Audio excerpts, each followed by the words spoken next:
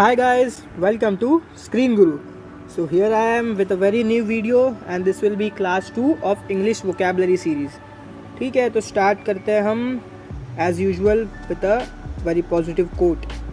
Dreams live in the future and keep us alive in the present. Isn't it very true guys? हमारे जो भी ख्वाब होते हैं, जो सपने होते हैं, वो तो फ्यूचर में होते हैं.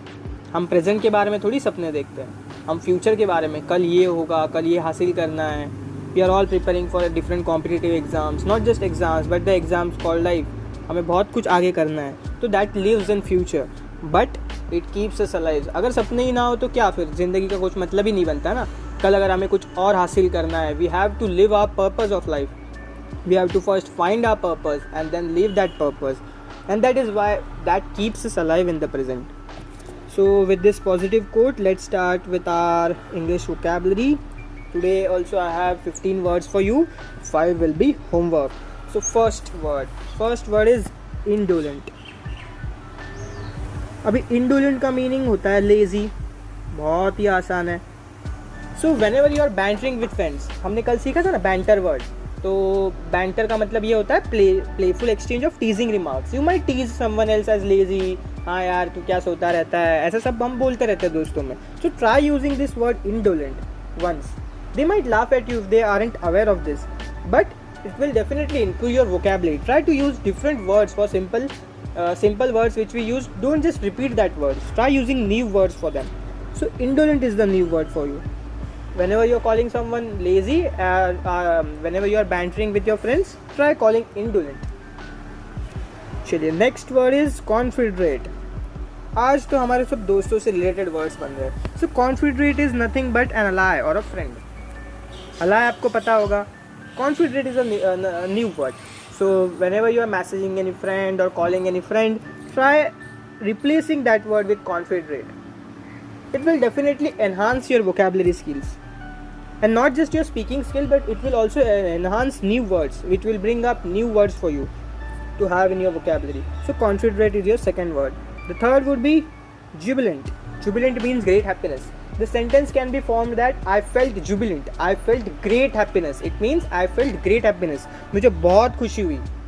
आपने अगर आपकी ड्रीम प्लेस, ड्रीम पोजीशन आपके जॉब में या फिर ड्रीम करियर आपने बना दिया, तो आपको क्या बहुत खुशी होगी ना. तो उसे आप कह सकते हो I felt jubilant. It means great happiness. The next would be despond. To become dejected and lose confidence.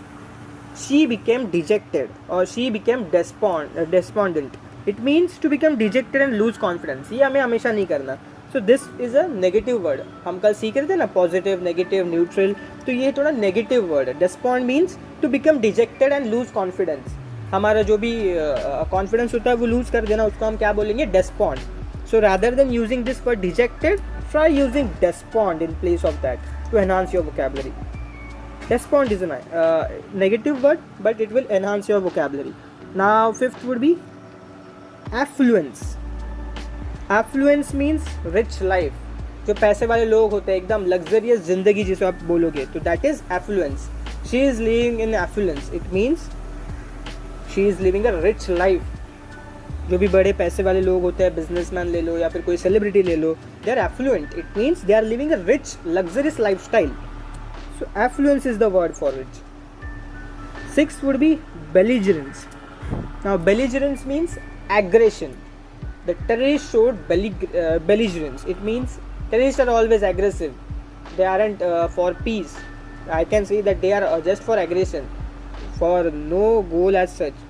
Just उनके बुद्धि में कुछ भरा होता है गलत चीज़, और उसको एग्रेशन लेके सब जगह किसी को भी मारने पिटने लग जाएंगे, हो गया.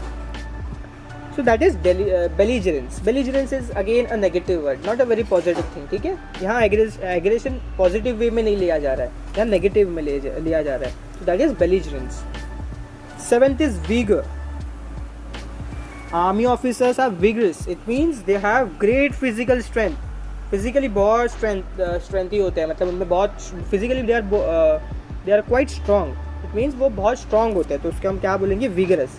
Rather than saying your friend, or rather than while talking with your family members, rather than using the word strong, you can use physical strength. You can use this word vigor.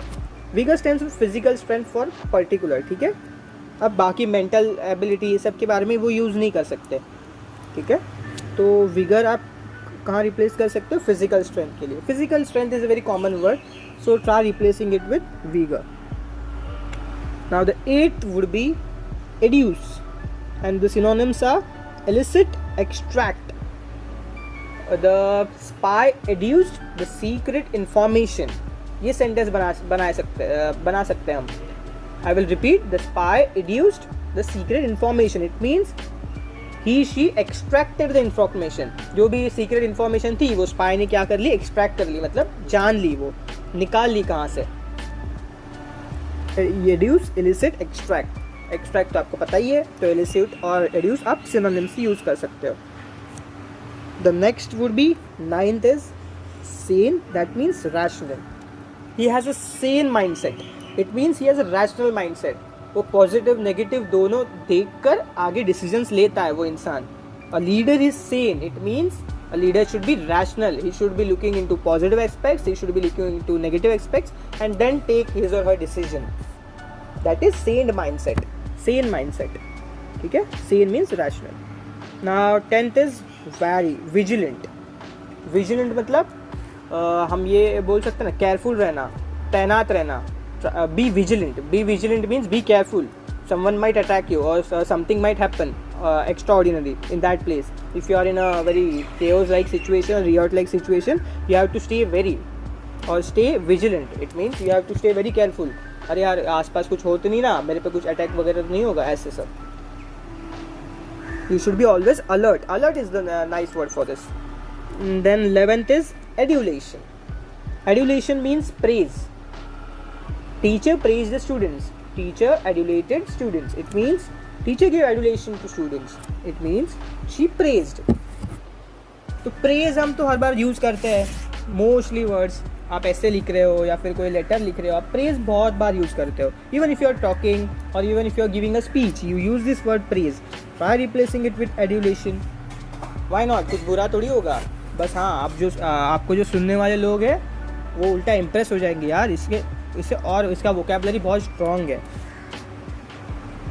चलिए 11th is fetter. Fetter means hampered. The coronavirus situation hampered economic development. ये हम sentence बना सकते हैं। तो rather than hamper हम क्या use कर सकते हैं? fetter.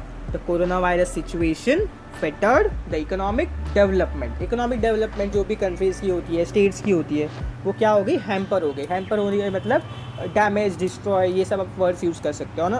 Damage destroy on a very large scale, but थोड़ा on a low scale it is fetter and hampered. थोड़ी ट्रबलसम हो गई सिचुएशन, तो उसे हम बोलेंगे फेटर और hamper. This is again a negative word. Then 13 would be aversion.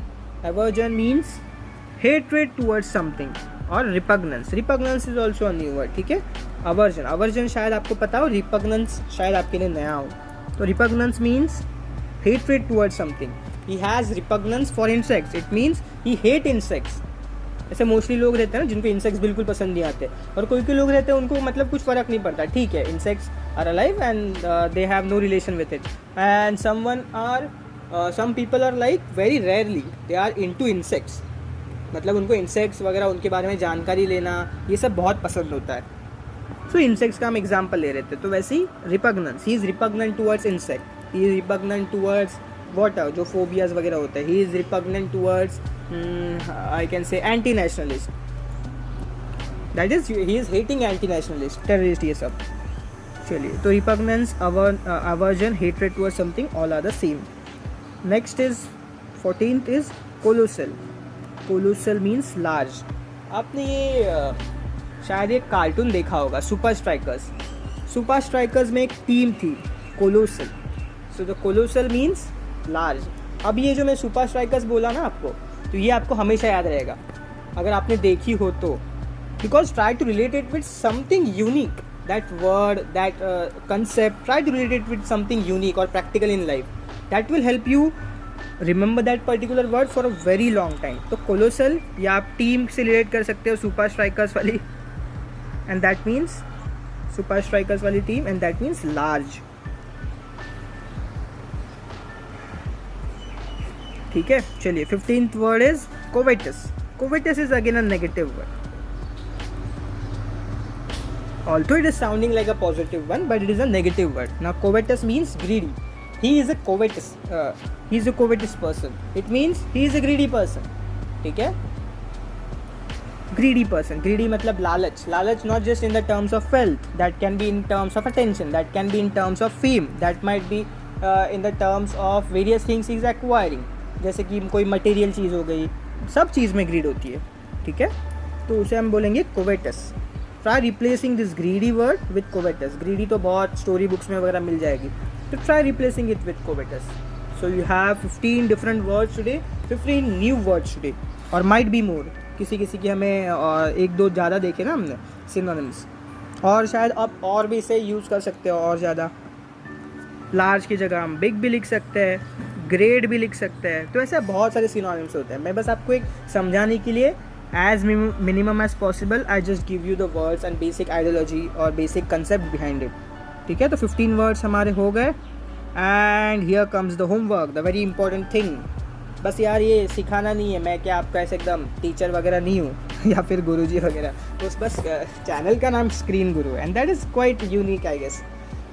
तो आपका होमवर्क, ये होमवर्क आपको बहुत मायने रखता है, क्योंकि it shows that you are really interested and you are really getting value from my videos. So please do comment the homework. जो लास्ट वीडियो था उसमें बस एक ही सब्सक्राइबर ने किया था कमेंट, तो ट्राई करिएगा आप भी कमेंट करें होमवर्क आपके लिए, या फिर even if you don't comment, try to note it down and it will be in your benefit. ठीक है? चलिए, तो होमवर्क में आपको 5 वर्ड्स है, और उसमें आपको क्या करना है, मीनिंग्स या फिर synonyms. Synonyms are nothing but meanings of that words. तो मीनिंग सिनोनिम्स आपको क्या करना है, ये सब के लिखना है कमेंट्स में. ठीक है? The first is nabob, second is misbegotten, third is stentorian, fourth is fickle minded, ये हम यूज़ करते हैं ना word fickle, and fifth is detest. Detest is might be very easy word. Detest ये easy है, आपको डायरेक्टली पता चल गया होगा आपको, मतलब ज़रूरत नहीं है डिक्शनरी वगैरह की. अगर नहीं है तो आप हेल्प ले लीजिएगा. ठीक है? चलिए, 5 वर्ड्स आपके लिए होमवर्क है. So we'll meet you in the next video, and we will practice I guess today we will practice other subjects as well. I will upload other videos as well. So stay with us, and that's Screen Guru for you. Thank you. Have a good time ahead.